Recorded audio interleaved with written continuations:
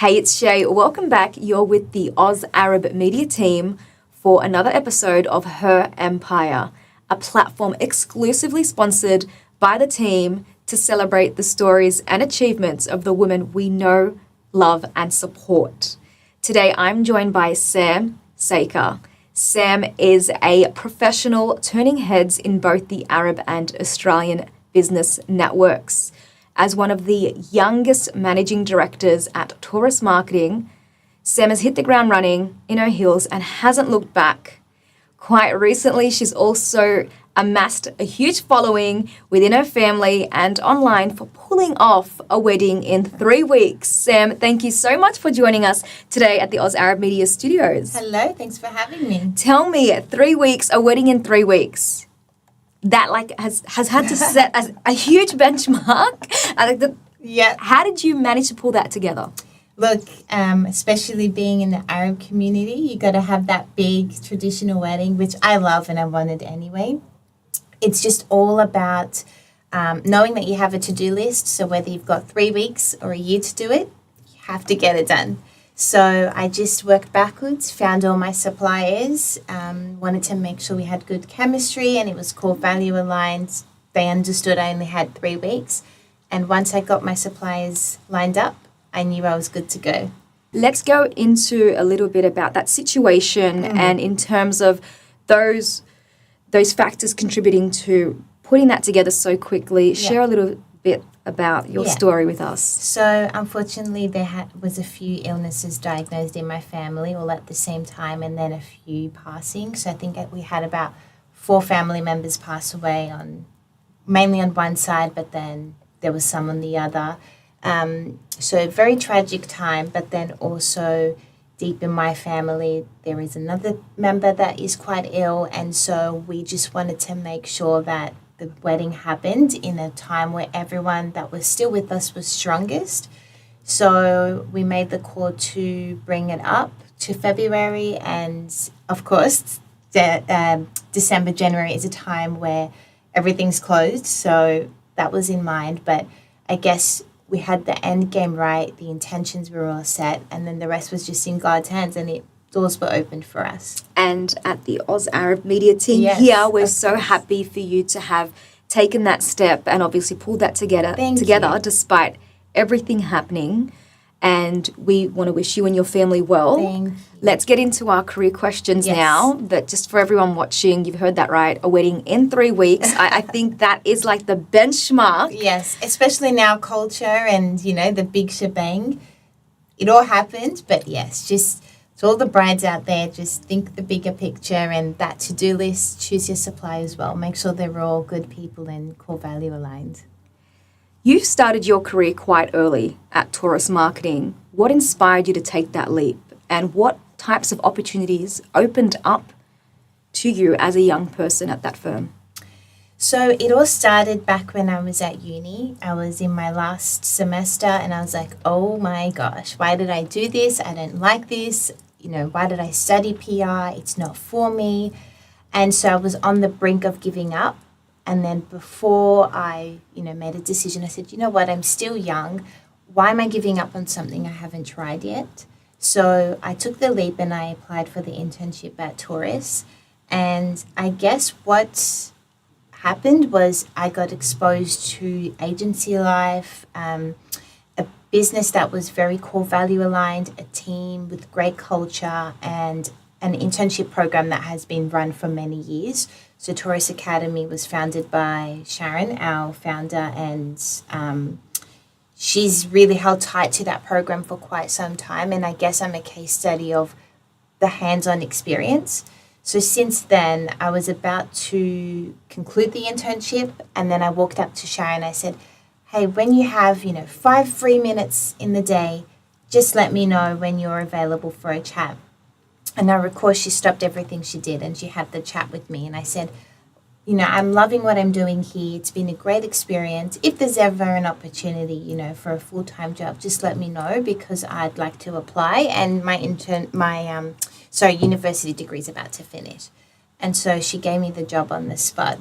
And I remember coming home and I told my sisters about it. And they're like, whoa, Sam, that was like really gutsy of you to do, to walk up to the, I was like, was it? Like, I didn't even think anything of it. I was just, I found something I could potentially love and be good at, and I went for it. And you saw that connection with the team. Yes. And obviously with the founders. So that's Absolutely. a reflection on the company as well and what Absolutely. they put together. Yeah. Okay, now next question. Yeah. We have a lot of people watching that might be older. Yep. How would you possibly explain marketing and public relations to them? Lovely. Well, it's all about building people, brands, and businesses. So that's how I would say it. Everything we do goes back to an end game, or what we call a bullseye. So that's what I do. I help promote and build people, brands, and businesses. A lot of people would be better off with it, obviously. So I'm just thinking of my parents, thinking about if that would actually help detract or actually attract them to the profession. Yeah. What is one of the most challenging things about working in public relations and marketing? Look, I think it seems glitz and glam, but it's not. It's actual hard work, because you really get to know your client from a perspective of their business. You're trusted. You're holding a brand's reputation. So I think there's a lot of trust that comes into hiring an agency or someone to look after your brand. Particularly for us, we work directly with the entrepreneurs and founders. So they're trusting us with their baby, essentially. So I think the challenge but rewarding part is being trusted to really excel someone's business and return that investment in time, money that they put into marketing. Very well articulated. Okay, let's get to the heart of who you are professionally. And a lot of people in marketing and in the creative space will laugh at this question. Would you say you lean towards being more of a chaos-driven creative or a structured strategist? I'd have to go with the strategist. Okay. That's probably the nature of Taurus, but we use the chaotic creativity to get us where we want to be. But definitely everything starts with strategy for us. We do have a Taurus bullseye methodology, and I guess that's what's kept us in business for so long. This is 30 years in business for Taurus. So that's just all about innovating, staying on top of your game, what's next, and that goes back to strategy. Every year that strategy has to evolve to, we've got AI coming in. Who would have ever seen that play such a big role? So it's all about innovating, yeah.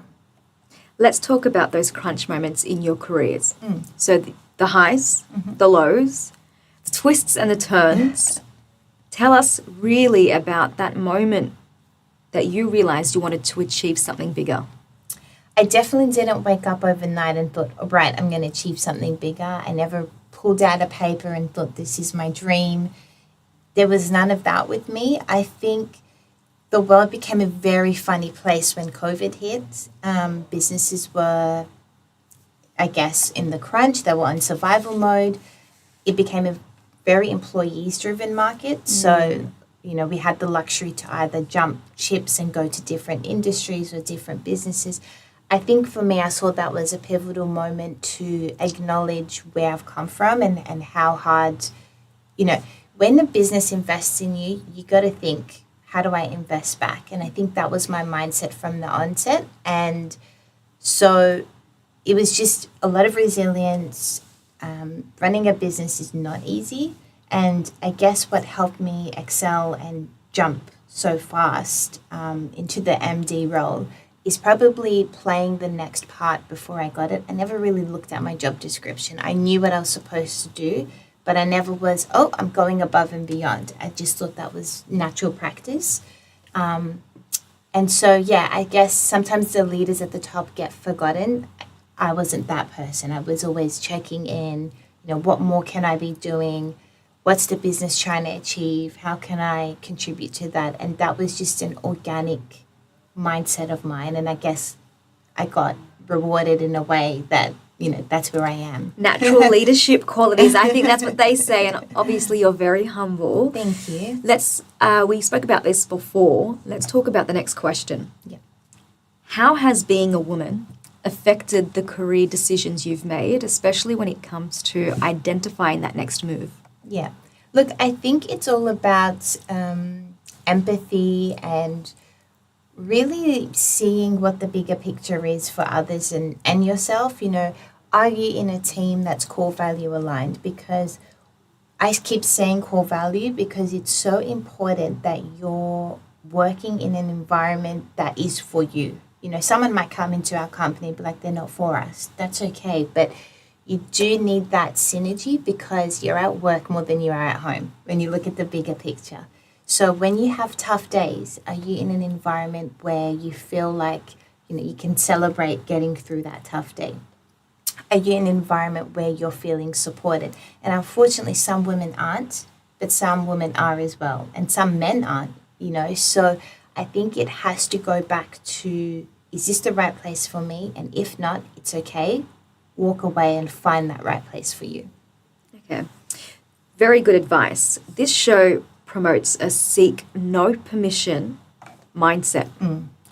What is your perspective of this mindset, especially for women in business? I absolutely love it because I don't think anyone is waiting there to push you all the time. So you need to push yourself. I don't think anyone's ever born confident. You know, I think I watched an interview a couple of years ago where Beyonce said she still gets nervous coming on stage. So there's no time to let that overshadow your dreams and what you're trying to achieve. So absolutely, you got to be a go-getter, you know, just go for it because what's the worst case that's going to happen? You know, door may shut in your face, you might get a no, but the next one will open for you. So that's my... Thank you. Yeah, I know that's a very important conversation to have and people have different perspectives on it, but it all ends up going on that same theme, which is just don't hold back. Yeah. Now, turning to our male audience. Yes. What advice would you give to them to help them better appreciate working alongside women in the business world? I'd say respect to be respected, and that goes for all humans, you know, not just for men, women to each other as well. So definitely respect to get respected. Thank you. Okay, and before we wrap up, Sam, what is one piece of advice that you'd like to share with us? Something that you wish somebody would have told you during those crunch moments? Everything always works out. So even when you're at your lowest and, you know, you think, oh gosh, this is the end, something and everything will always work out. It's absolutely amazing. Thank you so much for joining us today at the Oz Arab Media Studios. We're personally very proud of your achievements. Thank you. So young, so accomplished, and so humble. Please share with us and our viewers the best way to contact you after this airs. Lovely. Just hit me up on LinkedIn, Samantha Sakr, Taurus Marketing.